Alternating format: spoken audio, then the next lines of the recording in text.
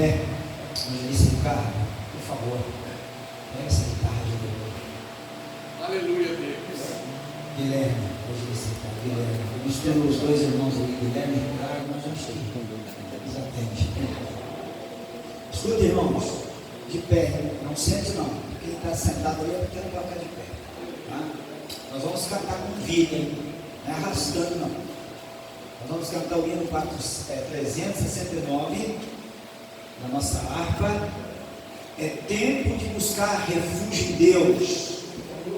É tempo de descansar em Deus. Todos nós gostamos de descanso. O sol está quente, a gente procura uma sombra. Está cansado, procura uma cama. Espiritualmente nós precisamos de descansar em Deus. Essa palavra descanso, Deus está no controle, uma série de frases, faz parte do nosso vocabulário, mas é só na teoria. Mas nós precisamos na prática descansar em Deus. Estamos vivendo dias, tempos de aflição, mas Deus é o nosso descanso.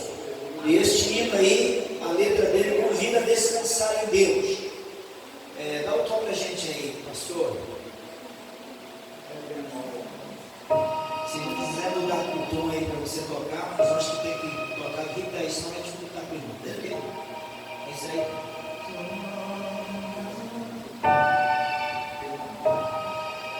Toca um pedacinho da frase aí.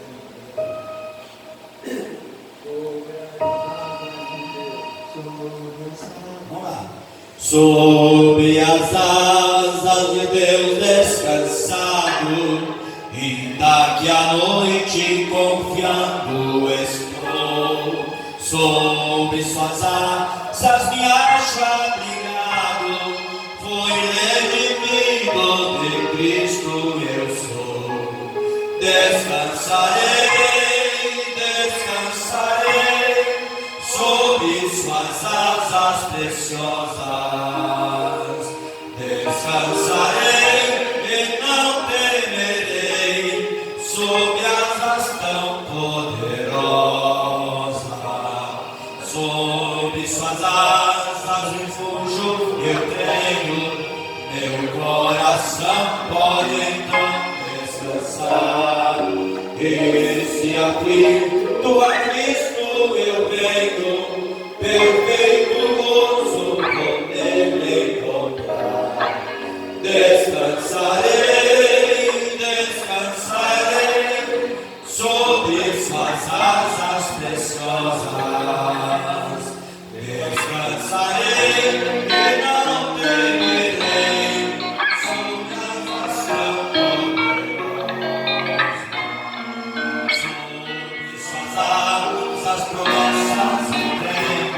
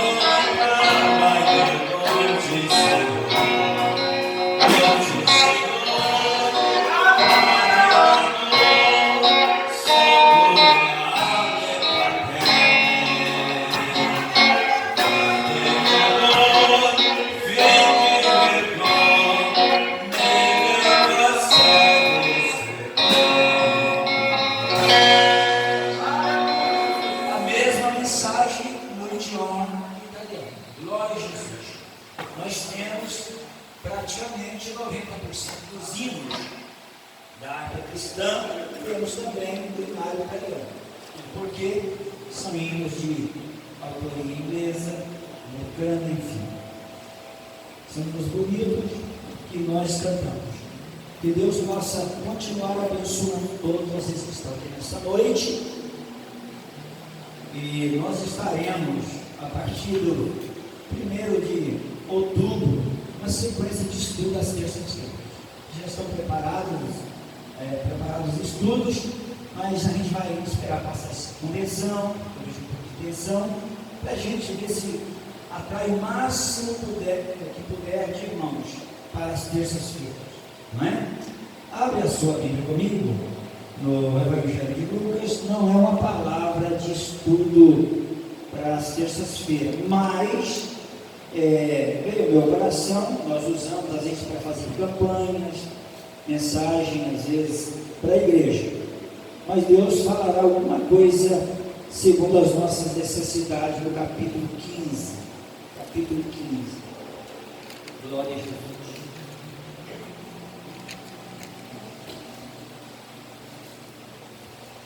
Irmãos encontraram? Quem não tiver Bíblia, pegue aí uma carona, um irmão, uma irmã, não sei. Importante. Acharam, irmãos? Eu vou ler, vocês acompanhem aí em silêncio. Eu estou com a Bíblia, eu acho que eu vou mudar, que ela tem uma tradução, algumas palavras um pouquinho diferentes da de vocês. O versículo diz assim: chegavam-se a ele todos os publicanos e pecadores para ouvir, e os fariseus e escribas murmuravam, dizendo: este recebe pecadores e come com eles. E ele lhes propôs esta parábola, dizendo: um homem de entre vós, que homem de entre vós, tendo 100 ovelhas e perdendo uma delas, não deixa no deserto as 99 e vai após a perdida até que venha e acha-a, e achando-a, a põe sobre os seus ombros, jubilando. E chegando a casa, convoca os amigos e vizinhos, dizendo-lhes: alegrai-vos comigo, porque já achei a minha ovelha perdida. Digo-vos que assim haverá alegria no céu por um pecador que se arrepende, mais do que por 99 justos que não necessitam de arrependimento. Ou qual a mulher que, tendo 10 dracmas, se perder uma delas, ou uma dracma, não acende a candeia e vai à casa e busca com diligência até achar? E achando-a, convoca as amigas e vizinhas, dizendo: alegrai-vos comigo, porque já achei a dracma perdida. Assim vos digo que há alegria diante dos anjos de Deus por um pecador que se arrepende. Amém. Irmãos, podem se sentar.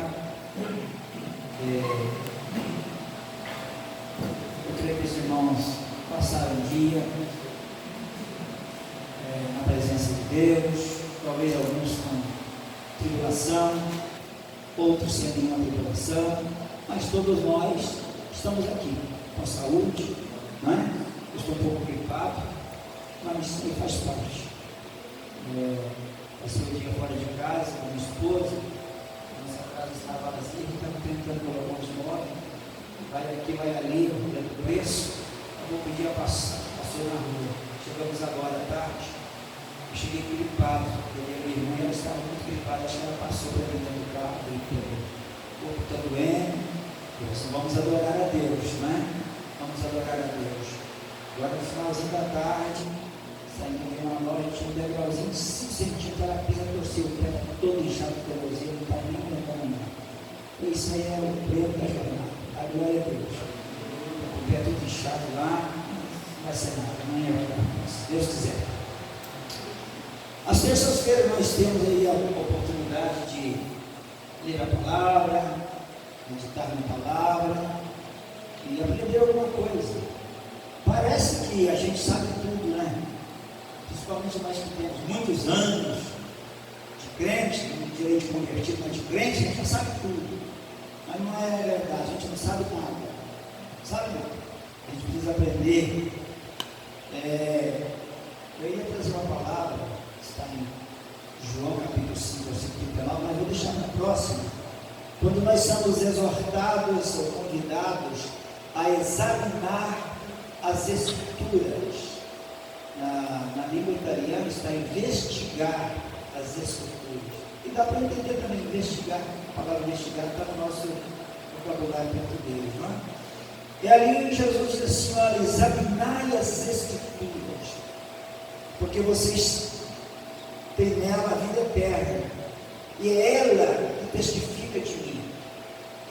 Jesus estava dizendo: vocês precisam me conhecer, examinar as Escrituras para conhecer Deus, porque não tem maneira nenhuma de conhecer Deus melhor do que através da sua própria palavra. E às vezes a gente acha que conhece muito a letra, sim, mas conhecer Deus não é conhecer textos, versículos ou até a Bíblia, a memória, não. Conhecer Deus, examinar as Escrituras para conhecer Deus é conhecer a bondade, a grandeza, o amor de Deus, o plano de Deus, o propósito de Deus para nós, o que Ele quer de nós no nosso dia a dia. Isso é conhecer Deus, é saber o que Ele tem para nós, o que está certo em nós, o que está errado. Isso é conhecer Deus, porque você conhecendo Deus, você vai se relacionar com Deus. Quem é casado, teve um período de namoro, de noivado, e se perguntar: mas para quê? Para conhecer a noiva, conhecer o noivo, para saber melhor quem ela é, quem ele é, para depois assumir uma responsabilidade de viver uma vida juntos, formar uma família. Ninguém quer casar com uma moça à primeira vista. É bonita, gostei, vamos casar. São loucos para fazer isso. Tem que conhecer. Nós não podemos relacionar com Deus sem procurar quem Ele é, qual é o seu propósito para nossas vidas. Nós às vezes conhecemos bastante a letra, que fala de Deus, conta a história, o plano de Deus da salvação, mas não é só isso. O Salmo 25, versículo 14 diz assim: que Deus revela os seus segredos àquele que Ele ama. Nós temos segredos que nós não revelamos a ninguém, são segredos. A gente revela somente a uma pessoa muito íntima, muito íntima. Então nós precisamos esses dias, estamos vivendo, conhecer mais Deus. O profeta Oséias, no capítulo 6, versículo 3, que todos nós conhecemos, diz assim: olha, conheçamos o Senhor e prosseguimos. Vamos agora ainda prosseguir a conhecer Deus. Como? Buscando a Deus, tentando entender melhor Deus. Eu disse: prossiga a conhecer Deus, porque Ele virá a vós ou a nós como a chuva seródia que rega a terra, como a estrela da manhã que brilha. Eu uso sempre dizer entre as demais, que mais brilha. Deus, Ele quer que nós nos relacionamos com Ele, que nós o conheçamos, porque aí nós vamos entender o propósito de Deus. Para a nossa santificação, a gente precisa conhecer Deus. Quando a Bíblia diz ser santo como Ele é santo, não é só se afastar do mundo, não. A gente precisa andar com Deus para ser santo, porque nós somos influenciados facilmente por tantas coisas. E quando nós começamos a andar com Deus, relacionar com Deus, a nossa linguagem, a nossa mentalidade, a nossa visão tem uma mudança radical na nossa vida. Mesmo em um mundo caótico, a gente tem mudanças. A Bíblia diz que não andou com Deus, conheceu Deus com 65 anos e começou a andar com Deus. Chegou um momento que Deus o levou. Foi trasladado. Enoque andou com Deus. É importante andar com Deus. E para andar com Deus a gente precisa conhecer Deus. Nós precisamos andar com uma pessoa que a gente conhece Deus, não é? Então, nesses cultos de terça-feira, vai ser importante para a gente continuar conhecendo Deus. Continuar conhecendo Deus. O profeta Jeremias, ele diz que Deus, ele investiga o coração do homem. Eu não me recordo na Bíblia em português como está. Acho que ele, como que está aí, capítulo 17, versículo 9, parece? Por favor, pastor Elias, vamos lá, na Bíblia italiana diz assim: porque o Senhor Deus, ele investiga o coração do homem. Enganoso é o coração do homem. Quem conhecerá? Capítulo 17. Qual livro? Hã? Livro? Jeremias. Jeremias. Versículo 9, me parece. Não é que Deus ele investiga porque ele não conhece, ele nos conhece, mas ele analisa as nossas atitudes, os nossos pensamentos. É isso. O coração é tão enganoso que engana até a própria pessoa. Mas eu, Senhor, isso me afasta. Enganoso é o coração. Dá para ler? Vamos ver se os irmãos ouvem. Enganoso é o coração, mais do que todas as coisas, e perverso, quem o poderá conhecer? Mas tem uma parte que Deus, ele diz que Deus é antes ou depois dele. Eu, o Senhor, esquadrinho a mente. Esquadrinho. Na linguagem italiana, ele estuda e investiga. Ele vai a fundo. Mas não é porque não conhece, porque ele analisa as nossas atitudes, os nossos comportamentos. E nós, investigando, ou seja, examinando a palavra dele, nós vamos descobrir muitas coisas de Deus, atributos de Deus, a bondade de Deus, como melhorar a nossa vida, como temer mais a Deus, como ser mais abençoado, como prosperar, como ouvir Deus. Enfim, nós vamos entrar em um mundo maravilhoso de intimidade com Deus. Nós precisamos, às vezes, deixar de só ouvir, deixar a letra um pouco e começar a conversar com Deus. Nós somos muito limitados. A gente aceita Jesus, recebe a alegria do Espírito Santo, a maior parte batizados com o Espírito Santo, a gente já acha que terminou ali o nosso relacionamento com Deus. Aceita Jesus, batizou com o Espírito Santo, e depois alguns buscam dons do Espírito Santo, se tornam profetas, enfim, tem algumas manifestações, e é o fim do nosso relacionamento com Deus. Ali é o começo, é o primeiro passo. Vocês acham que Deus, como Pai, como amigo, dono da igreja, Salvador, remidor, restaurador, curador, libertador de nossas vidas, Ele não quer relacionar mais com a gente? Lógico que quer. Então a gente precisa pegar a palavra, ler e orar e pedir revelações de Deus. A gente pega um texto como esse aqui no capítulo 15, nós vamos falar alguma coisa. Olha, 13 anos de pregações sai daqui e nenhuma é igual, tem sempre alguma coisa, é uma fonte. A palavra de Deus, cada texto, cada versículo que você lê, é como um poço sem fundo, é uma fonte que jorra. Quanto mais você escala, mais revelação tem de Deus. É um manancial, é um manancial. Só que nós estamos vivendo um tempo de muita letra e pouca experiência com Deus. Muito conhecimento, mas pouca experiência. É ótimo conhecimento, tem que conhecer Deus mesmo. Somos exortados. Lá no capítulo 4, versículo 6 de Oséias, ele diz: o meu povo pereceu, o meu povo se desviou, o meu povo perdeu a comunhão comigo, o temor, voltaram praticamente a estaca zero, a idolatria, porque ele faltou conhecimento, e o conhecimento está no examinar a palavra de Deus. Irmãos, se eu disser uma frase muito forte, não receba como ofensa, mas nós brasileiros somos muito acomodados. O europeu, ele vive praticamente, ele dorme com o livro na cabeceira da cama, perde o sono e está lendo, entra no metrô e está lendo. Aqui está um italiano, 100% italiano. Se eu disser alguma coisa que na verdade, eles estão no trânsito, eu já vi muito, o carro para, 30 segundos de semáforo, ele abre o livro em cima do volante e está lendo.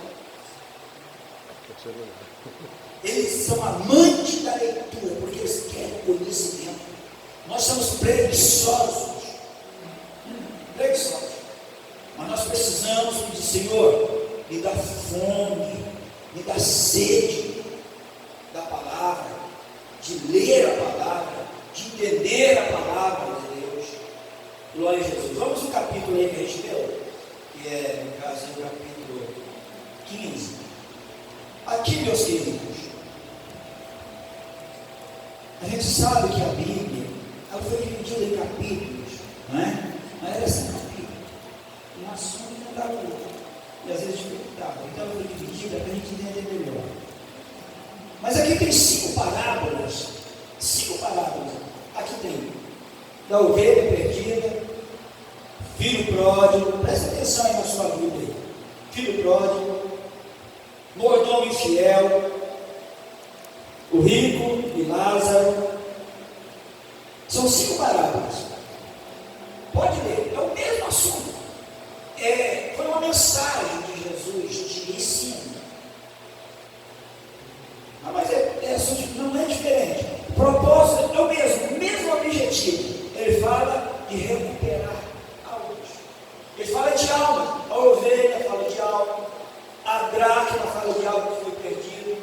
Que podemos dizer que são tantas coisas, mas na realidade fala de alma. O filho pródigo, recuperar isso que havia perdido. Lázaro. Então é o mesmo assunto. O mesmo assunto. Mas aqui inicia assim, por exemplo. Aleluia. Está aberta a Bíblia? Olha o que está escrito. E chegaram-se a ele todos os publicanos e pecadores para ouvir. Chegaram-se a ele todos publicanos. Quem não sabe o que é publicano? Todos nós sabemos. Que trabalhavam no serviço público. Pecadores para ouvir. Para ouvir. Jesus não tinha dificuldade de audiência. Por quê? Por onde ele passava, tinha milagres. A Bíblia diz que o Espírito do Senhor estava sobre ele. Capítulo 4 de Lucas, versículo 18. E o Espírito do Senhor Jeová está sobre mim. E por onde ele passava, ele curava as pessoas feridas. Ele libertava os cativos, as pessoas prisioneiras do inimigo. Curava os feridos de alma. Por onde ele passava, tinha milagres. E os milagres eram o suficiente para chamar a atenção das pessoas. É por isso que nós precisamos pregar o Evangelho com evidência. Não é só no Brasil, no mundo inteiro. Onde você vai, são poucos os lugares que o Evangelho é pregado com o objetivo de salvação, pacote completo. Eu explico. Salvação é ser curado, ser liberto, ser mudado completamente. Há anos que eu vivo nessa não, porque Jesus está preocupado com a alma. A primeira coisa que ele quer salvar é a alma. Mas o que significa salvar uma alma? Salvar uma alma é tirar uma alma da escravidão, das mãos do inimigo e colocar ela em liberdade. É transportar essa alma das trevas para a luz. E se ela vive na luz, ela vai viver vida abundante. Ela tem direito de ser curada espiritualmente, fisicamente. Ela tem direito legal de ser próspera, porque a Bíblia diz que nós prosperaríamos. O Salmo não diz isto. A promessa está lá em Deuteronômio também, que nós seríamos cabeça e não cauda, que nós comeríamos melhor. O apóstolo Pedro diz que nós somos nação santa, povo adquirido por Deus, sacerdócio real. Então, a salvação, ela é um pacote completo, na minha linguagem bem simples, para vocês entenderem. Um crente salvo, ele tem direito de viver vida abundante, o que está escrito em 2 Coríntios, capítulo 5, versículo 17, que está em Cristo nova criatura, as coisas velhas se passaram, e tudo se fez. Glória a Jesus. Então aqui os pecadores e os publicanos, eles vinham a Jesus para ouvir a palavra, porque eles sabiam que em Jesus eles poderiam encontrar alguma coisa, refúgio, perdão, alento para a alma deles. E a Bíblia diz, na sequência aqui, que os fariseus e os escribas murmuravam. Uns vêm para ouvir a palavra, e outros para murmurar, e diziam: mas esse aí recebe pecadores e come com eles. Isso aqui eram homens que ensinavam na sinagoga. A religiosidade é um problema sério. Sem entrar em detalhe, nós estamos vivendo um tempo pior do que aquele. Muita crítica, muitos juízes, enquanto as pessoas estão morrendo. Dezenas, centenas e milhares de pessoas feridas, machucadas dentro da casa de Deus, sem dizer lá fora. E a Bíblia diz que eles murmuraram porque Jesus comia e falava com os pecadores. Aí Jesus, observando, ele propõe uma parábola. Eu acho que é só a minha Bíblia que o vento vira a página. Eu vejo que todo mundo coloca a Bíblia aqui, ela não vira a minha. A Bíblia diz que Jesus propôs uma parábola, dizendo: que homem de entre vós, tendo 100 ovelhas, e perdendo uma delas, não deixa no deserto as 99, e vai após a perdida até que venha achá-la? Ele faz uma pergunta. Ele já está tentando fazer eles entender o que ele veio fazer, qual era a missão dele. Era buscar, era resgatar as pessoas perdidas. Essa parábola surgiu por causa da murmuração dos fariseus de Jesus falar e comer com os pecadores, não é? Aí ele disse assim: até achá-la, e achando-a, põe sobre os ombros, seus ombros, e volta com alegria, com júbilo, para casa. Quando chega em casa, chama, convoca os amigos, vizinhos, dizendo-lhes: alegrai-vos comigo. Isso aqui, como nós entendemos isso? Jesus está falando em vidas de pessoas perdidas que são tragas para a casa dele. Para a casa dele.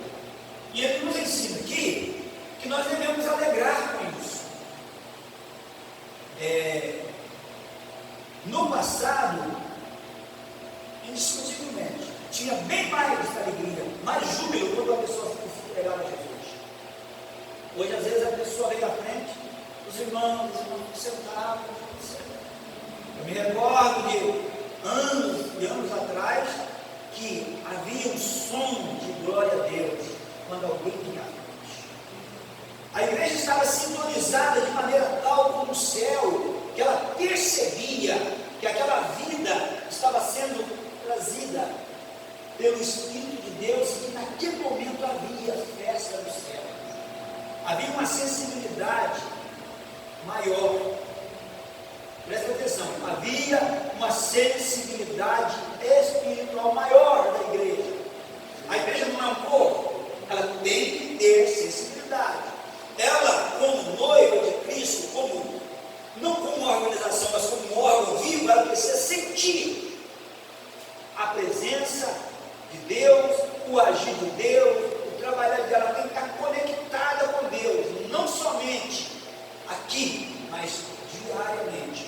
Então, aí ele diz assim: este homem que acha a ovelha, coloca nos ombros, traz para casa, convoca amigos, vizinhos, e faz uma festa, e diz: alegrai-vos comigo. Por quê? Achei a minha ovelha que estava perdida. E ele diz assim, ou seja, digo-vos que assim haverá, acabei de falar, alegria no céu por um pecador que se arrepende. Mas não necessitam de arrependimento. Agora, ele prossegue o assunto dele.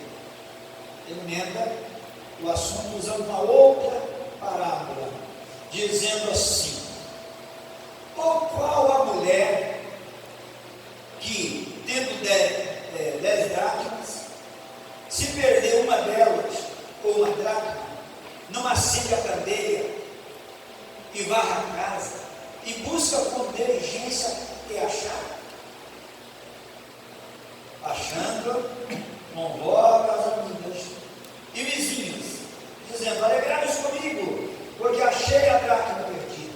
Assim vos digo que a alegria diante dos anjos de Deus, por um pecador que sempre. O assunto é sempre aulas, sempre aulas. Será que tem alguma coisa para nós aqui nessa noite, para a gente aprender? Lógico que tem, lógico que tem, não é? Basta nós querermos. Se nós quisermos aprender alguma coisa, nós vamos aprender. Ou talvez Deus vai despertar alguma coisa em nós. Nós não vamos entrar na parábola do bordão, nem do pródigo, nem do Lázaro. Está tudo qualificado. Vamos ficar aqui nessa parábola das 10 dracmas. Segundo os estudiosos, era um colar, eram moedas, e cada um tinha um valor. Uma dracma, a dracma era um dinheiro grego, que até 2002 funcionou na Grécia. Era um dinheiro grego. Até 2002 era a dracma. Entrou eu. Uma dracma, segundo aquilo que eu li, ela tinha um valor de um dia de trabalho. Não era tanto, um dia de trabalho. Era o valor de uma dracma. Mas a Bíblia, aqui na parábola de Jesus, quando diz que essa mulher tinha 10, aí ela perdeu uma dracma. Ela poderia dizer: mas um dia só de trabalho, o valor não é tanto. Não é tanto. Mas a Bíblia diz que ela não se conformou com a perda. Ela não se conformou. Ela não se conformou com aquela dracma perdida. Ela poderia dizer: me resta 9, tá bom. Tá bom. Mas a Bíblia diz que ela não se conformou. Isso aqui é uma lição para nós. Aí Jesus disse que ela fez o seguinte: pega a dracma, e ela faz o seguinte: ela acende. Eu não sei se de vocês está candeia, a lâmpada não. Candeia era uma lâmpada, era tipo uma tocha, uma lamparina. Porque não tinha luz elétrica, não tinha essa facilidade, não. Tá, aqui no interruptor, acendeu a luz. Ela acendeu, e a Bíblia diz que ela, acendendo aquela candeia, ela começou a varrer a casa. Aqui começa a lição. Ela começa a varrer a casa. Nessa parábola a gente pode aprender uma coisa interessante: que nós não devemos, não podemos desprezar as coisas que nós pensamos ser pequenas, sem importância da nossa vida. Isso aqui é para nós, como ensino para a nossa vida espiritual. Podemos aplicar em almas que estão longe da casa de Deus, que estão afastadas, desanimadas, doentes espiritualmente. Nós temos o dever de correr atrás delas, de fazer uma visita, de orar por elas, ver o que aconteceu, por que foi embora, por que não quer vir mais, etc, etc. Mas nós vamos aplicar de uma maneira diferente hoje. Nós vamos pegar esta parábola e aplicar na nossa vida da seguinte forma: essa mulher perdeu algo que aparentemente não tinha tanto valor, mas ela não queria perder. Ela valorizou aquela dracma. E aonde ela perdeu?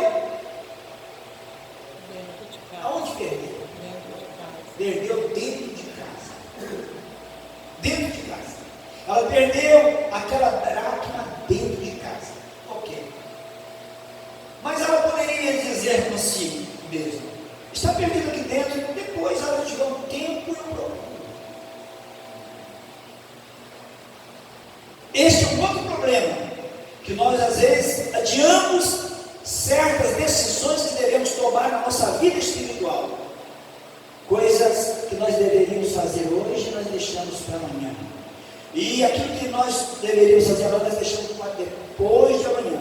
E nós vamos adiando, aplicando na nossa vida espiritual. Essa mulher, ela tinha consciência que a dracma tinha sido perdida dentro de casa.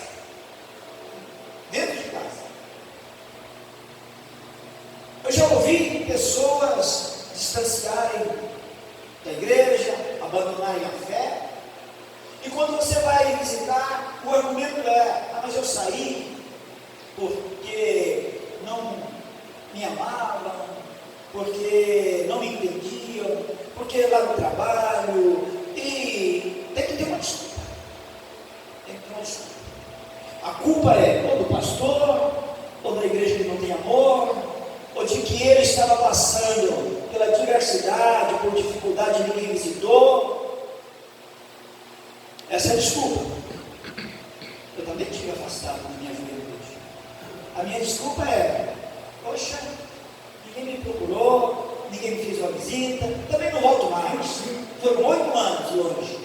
A minha desculpa era, ou a minha acusação era que os irmãos não tinham amor, porque se tivessem eles me visitavam. Me excluíram sem, pelo menos, querer saber o que estava acontecendo. Mas na verdade, o problema não é este. Não é a falta de amor, não é a falta de visita, não é a falta de uma telefonada. É que nós perdemos dentro de casa, como o pastor José. Ela perdeu essa dracma dentro de casa, ela valorizou o que ela tinha perdido, ela tomou uma decisão de varrer a casa. Mas a Bíblia diz aqui que ela acendeu a candeia. O que fala sobre acender candeia para nós? O que é que a Bíblia diz a nós, acender a candeia? Fala de unção, de presença do Espírito Santo. Acender a candeia significa ter lâmpada acesa. Vós sois a luz do mundo. Fala de lâmpada acesa. Ela teve que acender a candeia. Pergunta: e para acender a candeia, precisava de quê? Azeite. Hã? Azeite, óleo. A irmã respondeu: precisa de azeite. E aonde se encontra azeite? Aonde nós vamos adquirir azeite? Aonde se compra azeite para colocar na candeia? Aonde? No joelho, na oração. Então o problema, às vezes, está na oração. A gente começa a perder alguma coisa na oração. Deixa de orar, não tem azeite. Não tendo azeite, não pode acender. Não acender, não tem como procurar. E depois, coloca o azeite. Precisa de quê? Só bota azeite na candeia e sai. Não, tem que ter fogo. E aonde você adquire fogo? Espírito Santo. Hã? No joelho, na oração. Olha aqui em cima. A gente já sabe disso, pastor Zé Antônio. A gente sabe. Nós sabemos tudo. Nós somos sabedores, conhecedores. Nós somos fartos de conhecimento. Nós estamos vendo a época do profeta Isaías 55, sem dinheiro, comprando leite e mel, com salvação, alegria. Mas lá no versículo 6 diz assim: mas converta cada um, deixa a sua impiedade, volta ao Senhor, busca Ele enquanto se pode achar, igual que enquanto está perto. Porque o profeta Oséias, no capítulo 8, versículo 11, diz assim: porque dias virão que correrão como vagabundos de mar a mar, procurando a palavra, mas não encontrarão. Então é tempo de acender a candeia e buscar com diligência. A Bíblia diz que ela procurou com diligência aquela dracma que aparentemente não tinha muito valor, porque tinha nome ainda. Mas nós vamos nos conformando. Aí o apóstolo Paulo diz no capítulo 12 de Romanos, versículo 2: não nos conformeis com a dracma perdida. Estou acrescentando eu essa frase. Não nos conformeis com a dracma perdida. Ela tem valor. Aparentemente é pouco valor, mas ela faz parte os valores que nós temos recebido. Vocês não imaginam a luta que este homem que nos fala nessa noite tem para poder manter, aleluia, as 10 dracmas. Que luta! Porque vem a velhice, eu não sou velho não, mas a realidade é essa, está bloqueada. Vem o cansaço, vem as adversidades, os ventos que sopram o contrário, mas a gente conhece, a gente sabe aonde está a fonte, o endereço a gente sabe. Então ela fez o seguinte: ela coloca azeite na lâmpada, na candeia, acende, ela teve que ter fogo, e depois pega a vassoura. Essa vassoura que representa tantas coisas, e entre essas tantas coisas representa a tua vontade, tua decisão. Ela decidiu. A vassoura no canto não vai em casa, mas ela foi, pegou a vassoura e começou a varrer com muito cuidado. Eu quero achar, eu tenho que encontrar. Eu sei onde perdi, está dentro de casa, está dentro de casa. O problema não está na igreja da Mangueira, na igreja de Santo Agostinho. O problema está na casa do pastor José Antônio. O problema está na casa do pastor Moisés, do pastor Lorino. É lá que a gente ganha e lá que a gente perde. É lá onde tudo começa e onde tudo termina. Isso aqui é um ponto de encontro dos fiéis. Isso aqui é um resumo do culto semanal nosso. Isso aqui é um resumo da nossa alegria diária. Aleluia. E a Bíblia diz que ela começou a varrer com muita diligência. A lâmpada estava acesa, ela tinha fogo. Se não tiver fogo e não tiver azeite, não tem como procurar nada. Agora, o ser humano perde. Quem é que não perdeu nada nessa vida? Todo, mas já perdi tanto. Mas já perdi tanta coisa. Já perdi saúde, já perdi dinheiro, já perdi oportunidade. Eu já perdi tantas coisas, eu não tenho conta mais.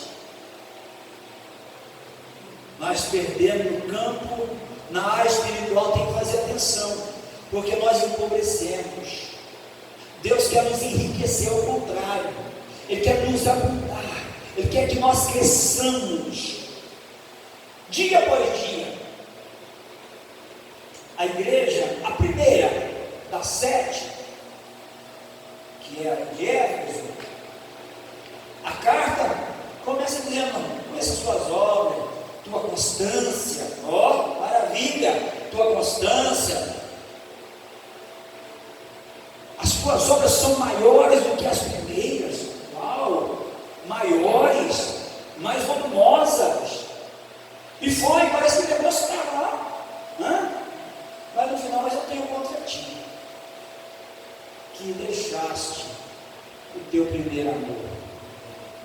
É uma dracma que foi perdida. Mas, sim, era constante. As obras eram mais. Tudo prosperava, tudo crescia.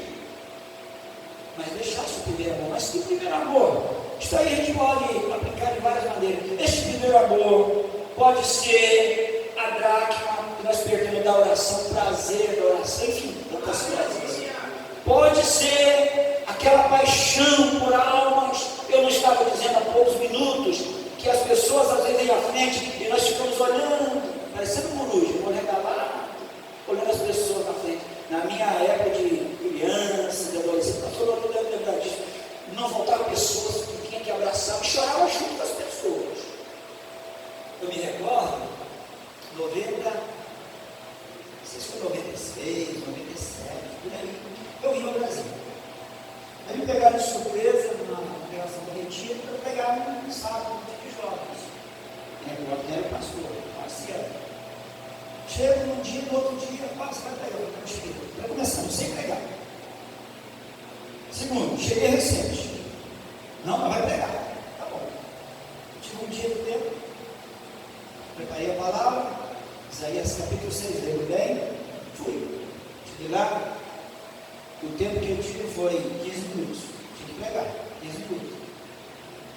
Era 20 para as 9, 5 para as 9 tinha que pegar o microfone. Tá bom. Começamos a falar.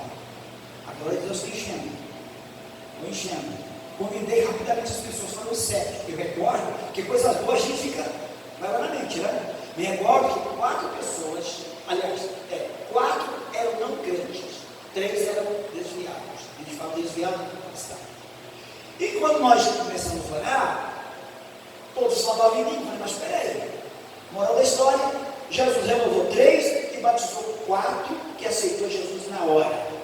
A glória de Deus encheu a casa. Eu entrego o microfone 9 horas. Sabe o que era nessa igreja? 1h da manhã. Ficou gente agarrada na coluna da igreja, pessoas desmaiadas de poder de Deus, que foram voltar no outro dia arrebatadas. Porque a igreja tinha muita sensibilidade. Mas essa insensibilidade não é de assustar, é fruto do mundo que nós estamos vivendo e resposta da palavra de Deus sobre Jesus. Pelo aumento da iniquidade, o amor de muitos se esfriaria. Nós, aqui na Mangueira e nas nossas igrejas, nós precisamos voltar ao início de tudo. Mas não é cantando, não. Não é cantando. Voltando ao início de tudo. Examinar a palavra. Podemos ouvir mensagem no YouTube, ensinos, estudos, mas nós precisamos falar com Deus e Deus falar com a gente aqui. Aqui. E essa mulher aqui na parábola, ela começa a procurar com muita diligência. Ela sabia aonde estava, o que ela tinha perdido. Ela sabia o que fazer para procurar. Ela tinha óleo, ela tinha fogo, ela tinha uma candeia, ela tinha uma vassoura, e ela tinha disponibilidade e consciência que ela não deveria deixar aquele presente, aquele valor defasado. Ela deveria ter as 10. E a Bíblia diz que quando ela acha, ela chama as amigas, vizinhas, e faz uma festa e diz: alegrai comigo, porque achei a minha dracma que estava perdida.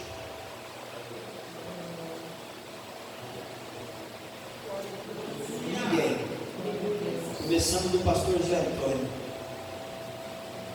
está isento dessa noite de acender a cadeira, colocar fogo, pegar a vassoura e começar a varrer a casa, porque alguma coisa nós estamos perdidos. Nós temos perdido, tenho certeza absoluta, e nós vamos, em nome de Jesus, achar. A gente perde casa.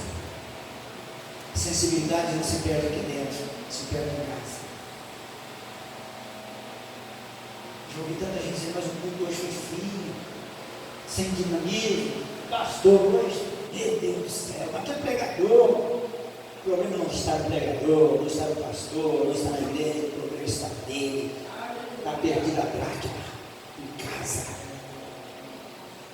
E lá em casa, a gente perde ela de várias formas, roubando o tempo de procurar, de varrer a casa, aplicando esse tempo em outras coisas, conformando com as perdas. Tem perdas que a gente pode reconquistá-las. Sabe que brevemente, Davi, ele foi ungido rei, e não foi para o trono. Eu me recordo quantos anos, aproximadamente 7 anos para chegar ao trono.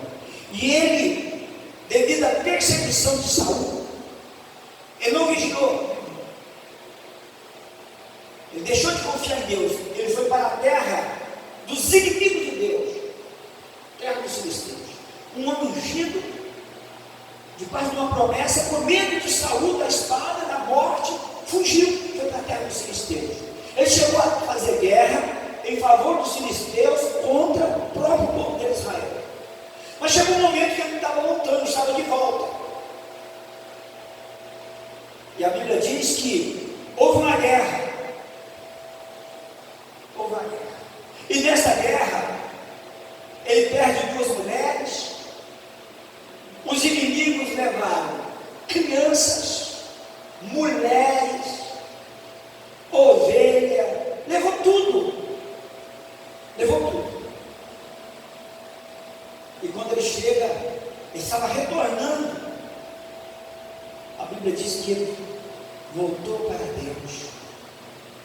Ele voltou a evangelizar, coisa que provavelmente ele não estava fazendo na terra do Filisteu, porque passou anos lá.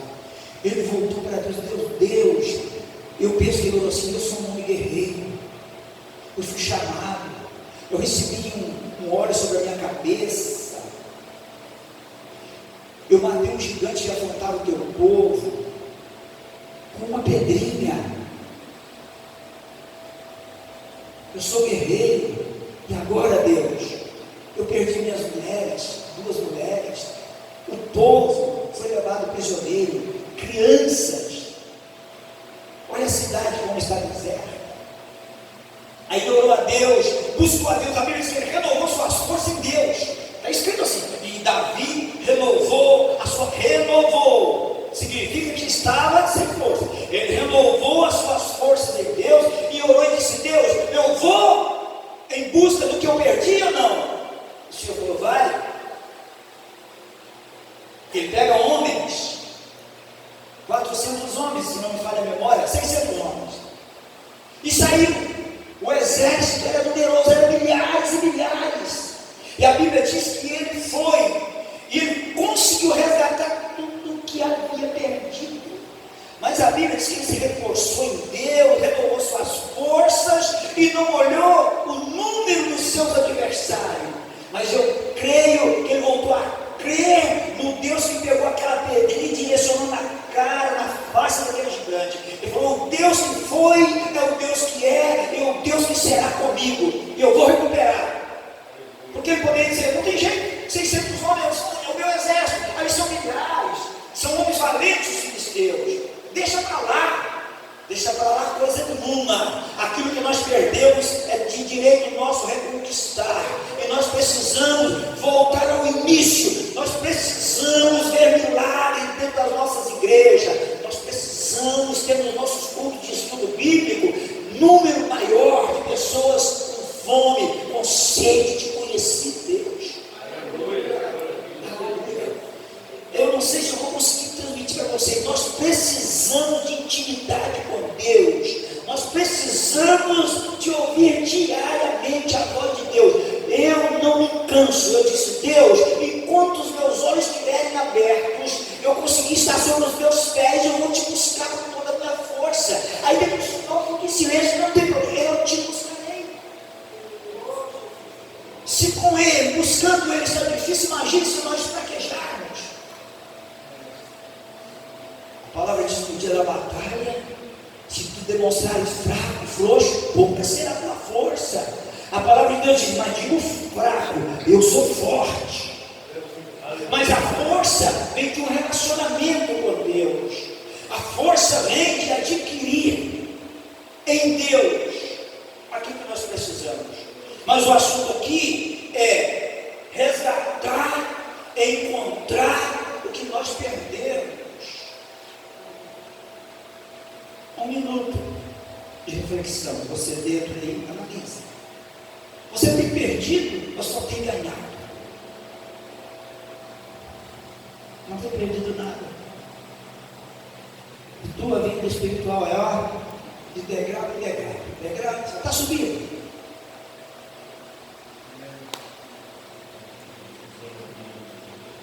Você já viu o bêbado na rua que fica?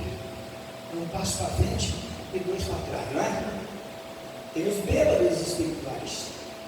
Ele vai hoje, faz um jejum hoje, dá aquele passo. No outro dia ele puxa ele, dá 2 para trás, arma o laço para ele. Você não vai conseguir nada, rapaz.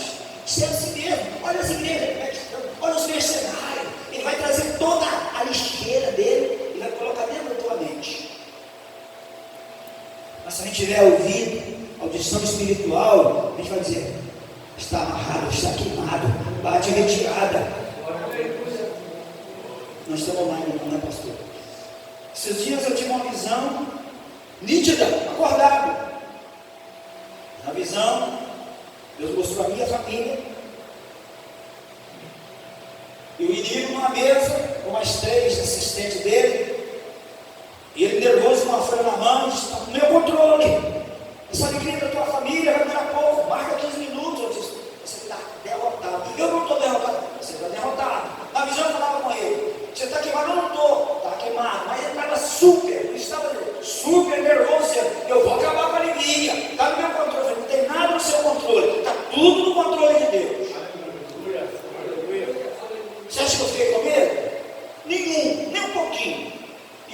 está nervoso significa que está perdendo. Quando ele fica calmo, é porque está levando vantagem. Aleluia, nós estamos em uma guerra, irmãos. Nós estamos em uma batalha. A única arma está aqui, a palavra de Deus. Diz o apóstolo Paulo, capítulo 6, versículo 10. Diz assim, ó, fortifiquem Deus na força do seu poder. Nós precisamos pegar esse texto dentro do nosso cérebro, colocar e visitar ele de noite. Eu tenho que fortificar em Deus na força do seu poder, a fonte da minha força, da minha autoridade, do meu poder. Aleluia, espiritual está em Deus, vem de Deus, tem que ser extraída de Deus, só pode ser de Deus. Nós não vamos resolver problemas terrenos e nem espiritual com a nossa capacidade, com a nossa força humana. É só com Deus. É só Deus que pode nos ajudar. Aleluia. O dia que eu tiro 2, 3 horas, 4, em volta da palavra eu fico cheio. Aqui não vontade de chegar aqui, pregar e ensinar. Mas o dia que eu passo, como eu passei o dia todo fora de casa, sem tirar 1 hora, 2, a vontade é de passar a bola para o outro. Mas é isso que o inimigo quer. Mas tem alguma coisa no depósito